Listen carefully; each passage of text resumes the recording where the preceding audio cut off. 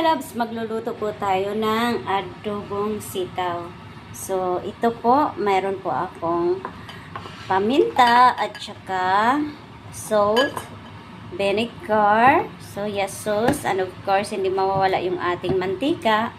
Saka, lalagyan ko lang po ng onion, garlic, at saka ang ating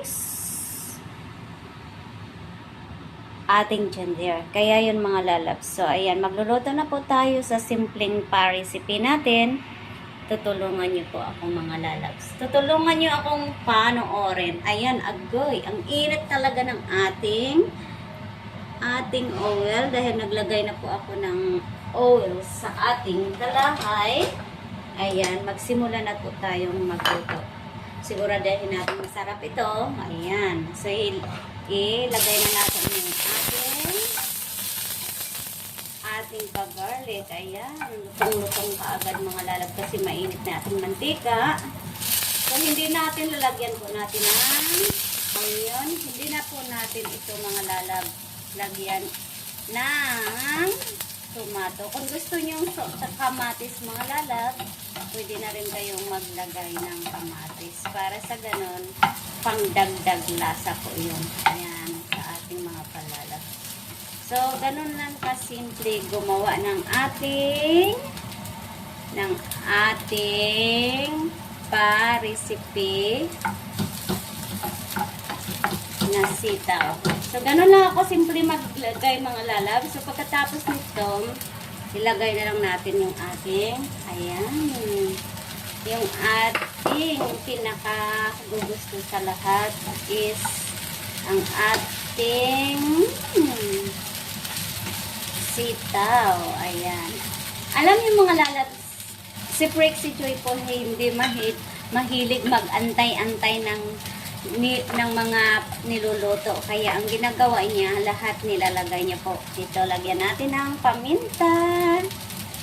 Pagkatapos ng paminta, lagyan po natin ng tuyo. Ayan. So, estimitado niya yun mga lalab. Masarap na kagayan. So, yung vinegar natin, mamaya natin to ilagay pag malapit na siyang maluto yung ating sitaw. Ayan. Yung ating sitaw. So, lagyan po natin ito ng ating salt. Ayan, may pa-salt po tayo mga lalab. Kasi hindi siya yun kaya ng ating tuyo.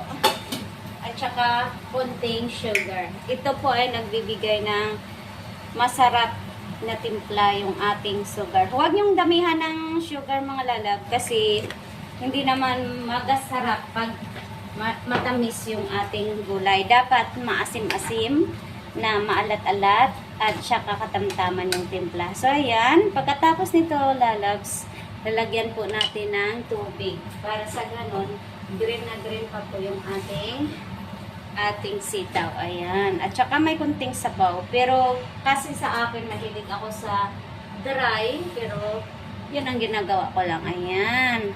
Pagkatapos nito mga lalab, takpan na po natin yung ating pagulay. Ayan. Takpan natin. Ayan. Sa mga mahilig sa gulay na medyo black yung kulay ng ating adobo, at saka gusto nyo may kunting kulay, pwede nyo siyang lagyan ng black sauce. Kunti lang siya black sauce para magkulay siya, black. Kunti lang. Huwag yung damihan kasi magiging kulay black na talaga yung ating niluluto. Ayan. So, ayan guys. Yahoo! So, atin na siyang sister. Pagkatapos nito ay ating takpan. Ayan. Takpan na natin siya guys. Sunod, antay lang tayo ng mga ilang minuto. Huwag natin yung overcook mga lalab kasi ang pangit. Ayaw ko ng overcook na luto. Ayan, takpan natin.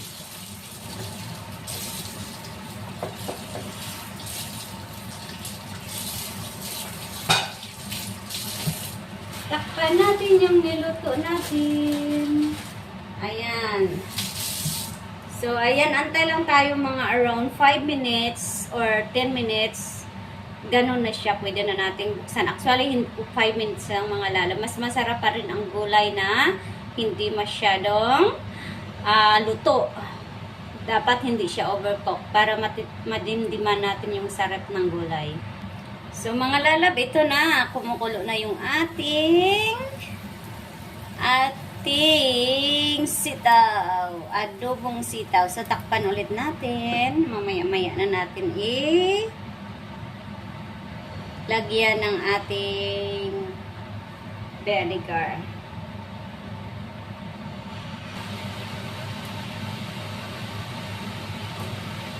So, ayan mga lalabs. Kumukulo na siya yung ating sitaw. Wow, ang sarap nito. Alam niyo mga lalabs, timplado ko na po yung luto ko. Kaya hindi ko na kailangan pang taste siya kasi alam ko na yung taste ko. For sure, masarap na yan. So, ngayon time to put vinegar kasi yung vinegar natin dapat luto na yung niluluto natin bago natin ilagay yung vinegar para sa ganun malambot yung ating niluluto. Kasi pag maaga mo nilagay yung vinegar mga lalab, for sure, matigas yung ating niluluto. Kaya, ayan, antayin natin kumulo saglit. Pagkatapos, stir natin. Ayan, para yung vinegar ay, masarap na yan. Ayan, 100% masarap na yan, lalabs. At saka, for sure, talaga. Kasi alam ko na yung taste na taste ko. Kaya, ayan mga lalab, kaya wag nyong i-overcook yung inyong mga niluto kasi hindi siya maganda tingnan. Kaya dapat green na green pa din. Takpan natin saglit. Around 3 minutes, luto na yung ating, 2 minutes, luto na yung ating niluluto.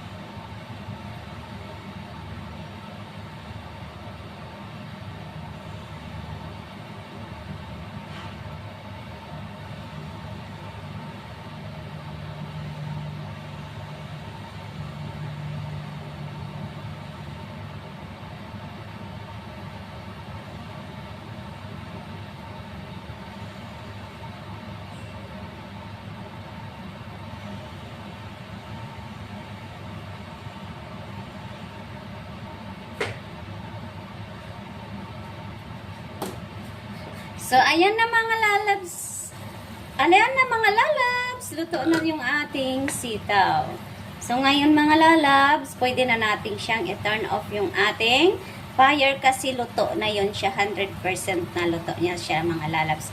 Kaya, sarap na sarap tayo sa ating niluluto. Kaya mga lalabs ngayon, patayin na natin kasi luto na yan. At gusto ko ngayong araw na to ay mayroon akong kunting sabaw sa aking adobong sitaw. Thank you for watching mga lalab. May the Lord God bless us all. Ayan, don't forget to subscribe. Frexy Joy Lozada.